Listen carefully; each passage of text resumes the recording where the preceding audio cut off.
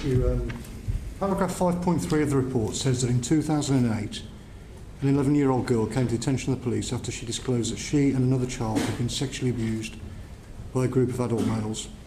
Just a few weeks later, she was found in a derelict house with another child and a number of adult males. Yet she was arrested, 11 years of age, she was arrested for being drunk and disorderly, and none of the males were arrested.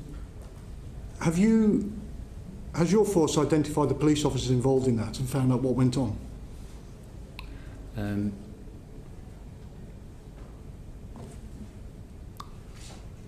I don't know. Okay. Don't know.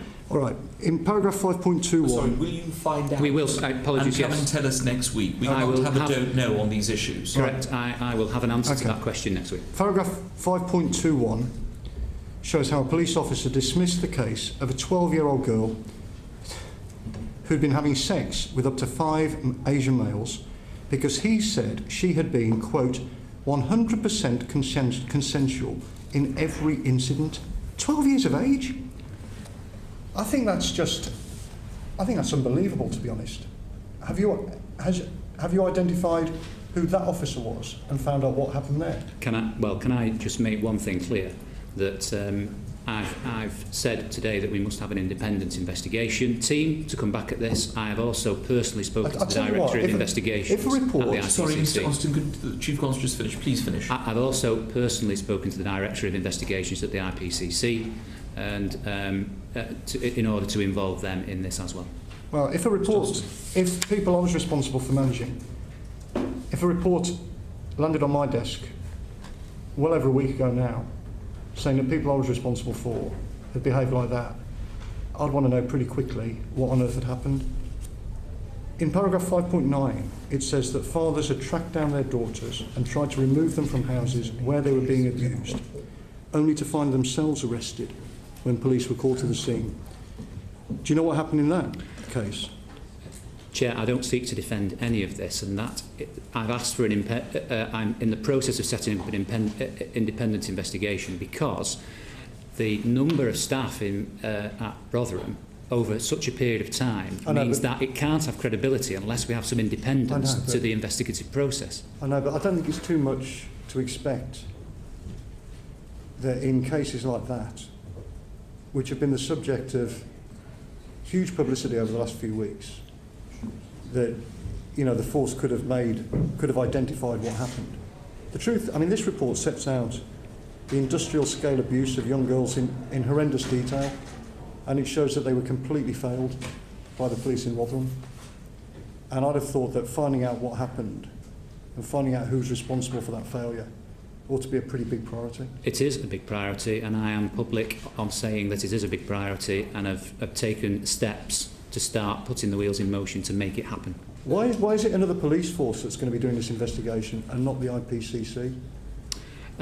Well, because there are, I think, 2 aspects that we need to look at here.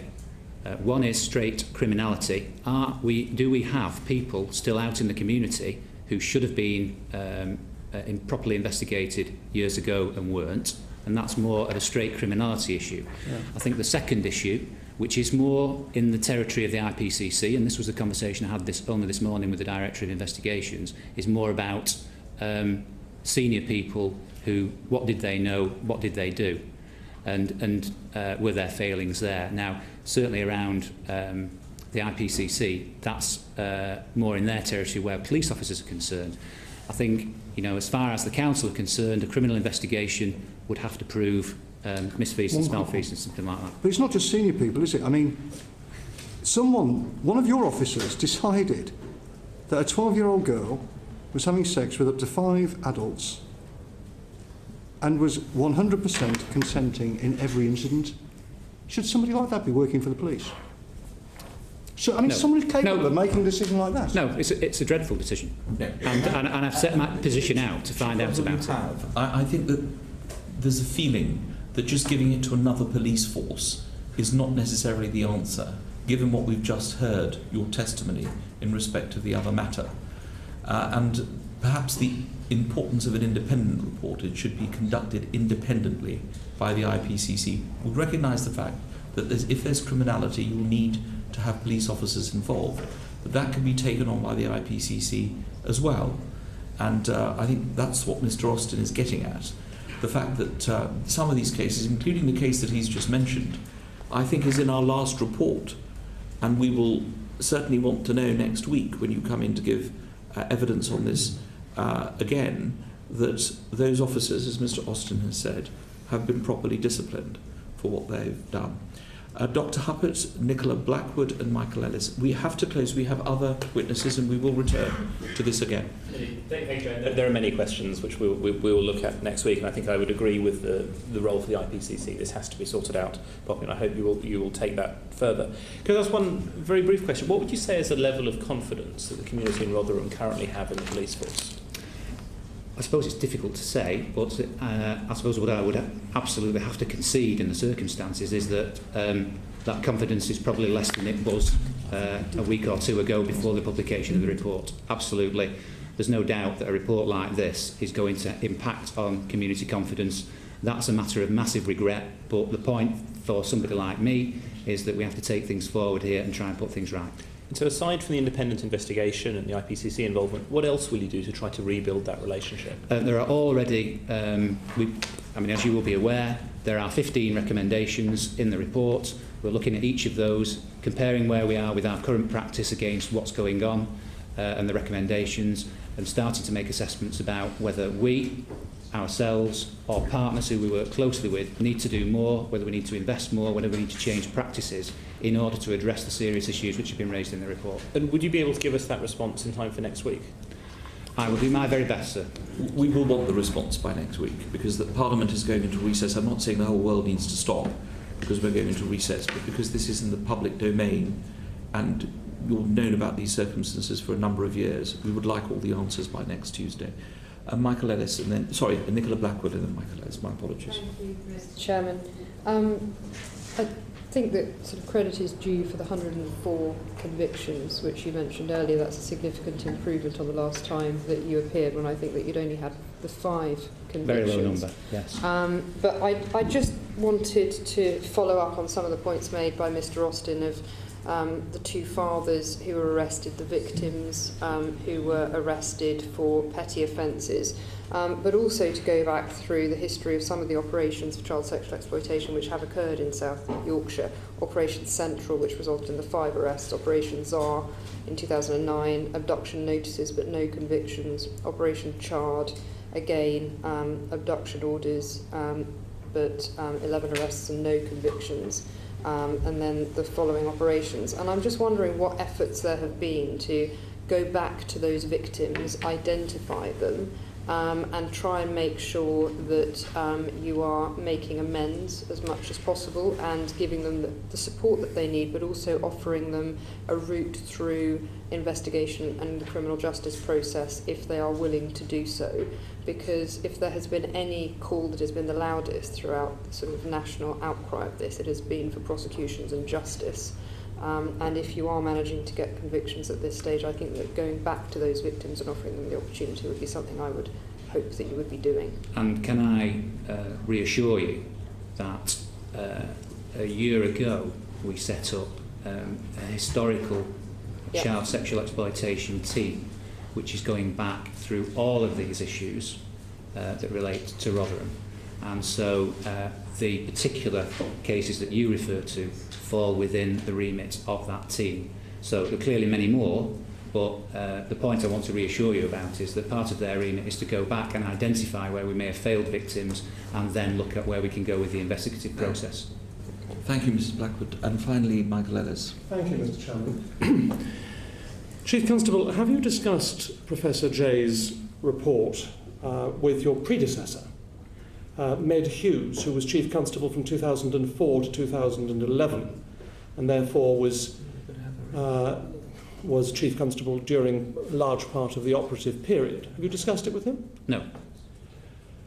Don't you think it would be a good idea for you to have made contact with him, to at least see what he has to say about these matters? You, as you pointed out, were not Chief Constable at the time. You don't think it's a good idea to make contact and find out some answers? So we may do that. However, it may be that There is the requirement that he's spoken to in another way by an investigation, and that also has to be borne in mind. How much blame should he shoulder? Because you don't obviously want to accept the shoulder of blame yourself, but how much blame do you think as Chief Constable during a large part of the operative period, and as someone who was, I believe, Deputy Chief Constable and Assistant Chief Constable in South Yorkshire before that, how much blame should he shoulder?